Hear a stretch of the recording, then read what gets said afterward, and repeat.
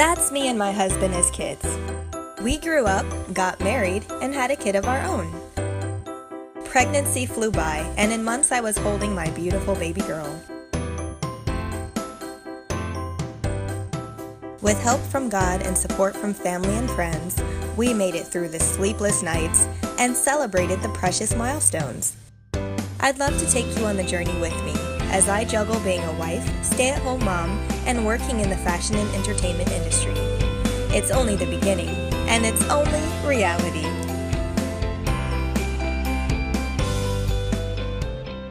Hello and welcome to another episode of It's Only Reality. I'm Kytia L'amour, that's Petra, that's my husband Jerrell.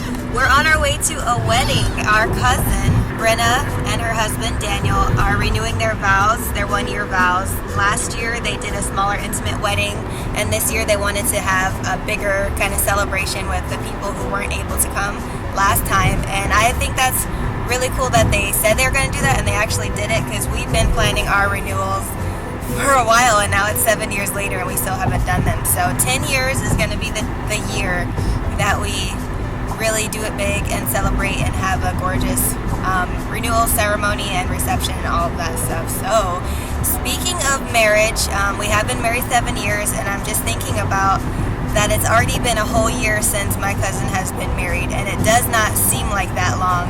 It feels like she just got married last month. So we're just talking about our first year and how it wasn't the easiest year for us. Some people, it really is the honeymoon stage, but for us being long distance, there's a lot of kinks that we didn't work out ahead of time before I moved from Hawaii to California and became his wife, and we were living together and getting to know each other. So we wanted to share our top 5 things that we wish we knew, or maybe even took seriously before we got married, so that it would save us a little bit of the headache and the disappointment of being newlyweds and not necessarily feeling like that bliss that everybody says you will. So Jerrell's gonna start off with a couple, and then I'll finish up after that. I mean, just thinking about it right now in the car, the first year for us, like she said, was pretty, it was intense. So some of the things that maybe we didn't really know even going into it, or didn't know what to expect in regards to them. The first one for me is that I guess you're close with someone where your guard comes down and you're not in that dating phase where you're just putting your best face forward, but you can, like, you see that person in the morning at 6 in the morning, you see them before they get ready or get done up, and we are constantly in the same quarter, so you're able to finally to let go and be that real person in your grumpiness, in your tired moods, all the different swings that come in life. So that experience, it takes some getting used to. I mean, it's the same person you married. It's just, for both of us, letting go of this, not really a facade, because we weren't like untruthful, but just being comfortable in our own skin takes getting used to a little bit. And that was kind of a minor one, but a lot of people, like, there's like idiosyncrasies, is that the word? Where people, if they chew a certain way, or they talk loud, or they may snore, a lot of things that people don't, that may be pet peeves, or that may over time take their toll on them. We didn't really have any crazy stuff, but just like kind of an adjustment phase. Another one that I think was definitely took some learning and getting used to was integrating our families, because when you get married, your in-laws are your family, and your family, their in-laws, become their family. So that's a huge adjustment in itself, because before you actually say I do, you should be exposed to the other person's family pretty a good amount, in terms of they're around and you know them and you spend time with them. But it does take it to another level once you get married, because then you have in-laws that will be you'll see all the time for holidays. You'll be spending time with them. Sometimes they'll be staying over. You'll have house guests or people staying with you for a short time. So a lot of that is your family you're obviously comfortable with and you know them, but getting used to a new family, that takes some time, and obviously knowing priorities and how things fit with like communication and everything, because your spouse is first and then their family comes secondary, and that's a huge shift from when you guys are just dating. And I think that's important to remember, the balance or the structure of how things is God, and then it's husband or wife, and then it's family, and all that comes after that. So that's an important step that is a learning process in itself. And the last thing for me is communication. I always bring it up, and people, you hear about it all the time. Even hearing about it before we were married, you don't really know how it will play out, or what, like, the fullness of that, what that statement means, like communication being important, because you grow up with your own family, your own way of communicating and how you talk. So when you get married, you're with someone else who has a whole another way of communicating, and some people may be more long-winded, some people may be more reserved, some people may have certain trigger words that don't mean the same thing in one family that it does in another. So just, and that really with that, it's really just an amount of experience. Like, you won't know every little trigger or things that from childhood or from upbringing that might be offensive or that might not be understood until you're actually communicating regularly. So that's just over time you get to learn that. In our first year, we had to learn a lot of things and work out a lot of kinks in regards to that.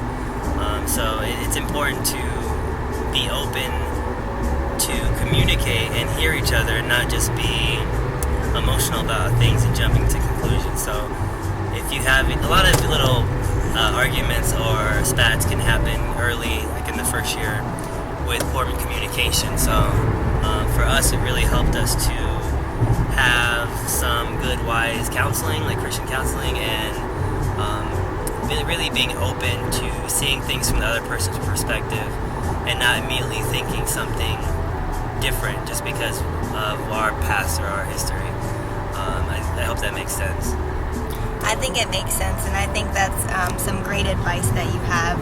I would also add, it's good that you brought up that sometimes the things that we're advising now are things people did tell us. We wish we took it seriously.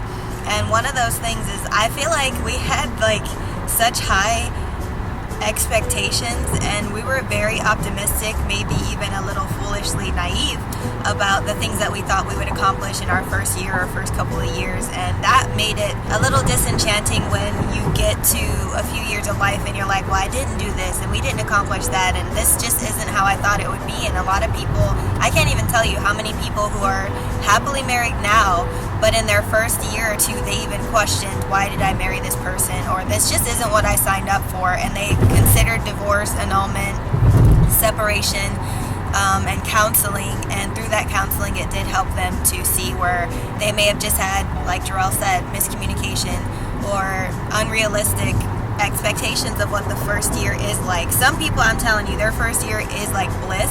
Ours wasn't like that, like I was saying, because we came from two different states. Finally we're together, and it's like, who are you, and like, why isn't this Disney romance happening? So even just besides the high expectations, I would say just be realistic and take it day by day.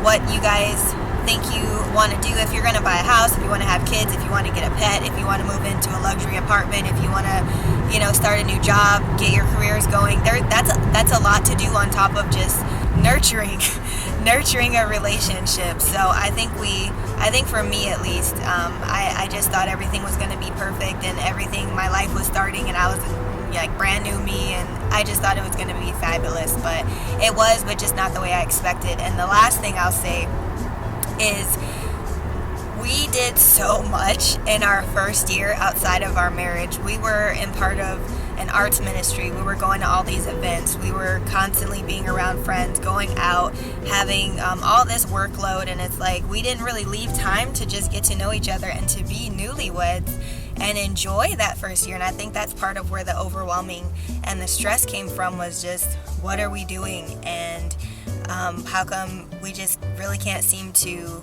have that peace and joy and enjoying each other's company most of the time? But we were just on the go.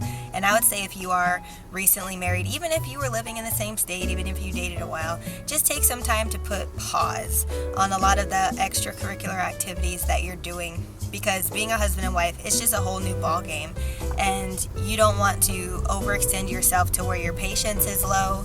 You're not really paying attention. There's a lot of distractions and a lot of noise that you can put in your life that you really don't need to. So please just like rest in that and try to enjoy each other. Do some things you haven't done before. Instead of trying to take on all these other stuff, go hiking, go to Disneyland.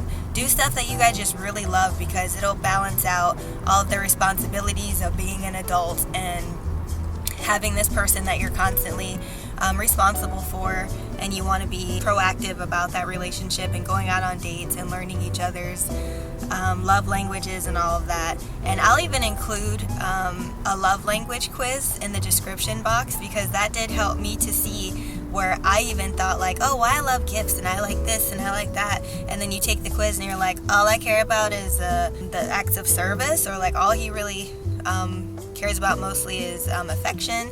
And it really just is an eye-opening thing. So I'll include that in there so that you can see, you may not even be in a relationship right now, but so that you can see like, what is it that really motivates you? What is it that makes you feel loved? So that that person, even your friends and family, should know she may not want a bunch of gifts, but help her take out the garbage or do something for her so that she doesn't have to do it. So that's what we wanted to share about that. That was a long spiel, but hopefully that gives you some insight, or even just a reminder for you, or helps you to think about some things that you maybe didn't think about before.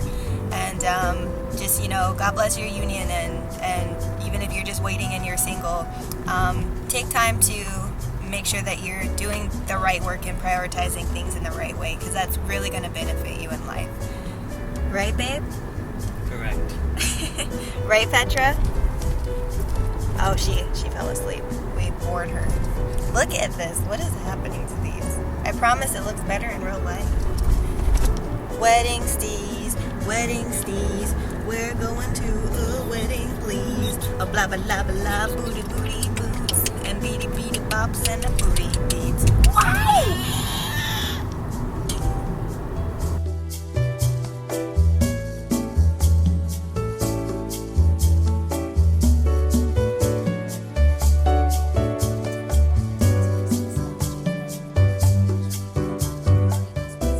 Petra, say hi. Wave. Can you wave to the camera? You could do stickers first. I love you, baby. I love it. Can you stickers right? I love your little hands. I love your little hands.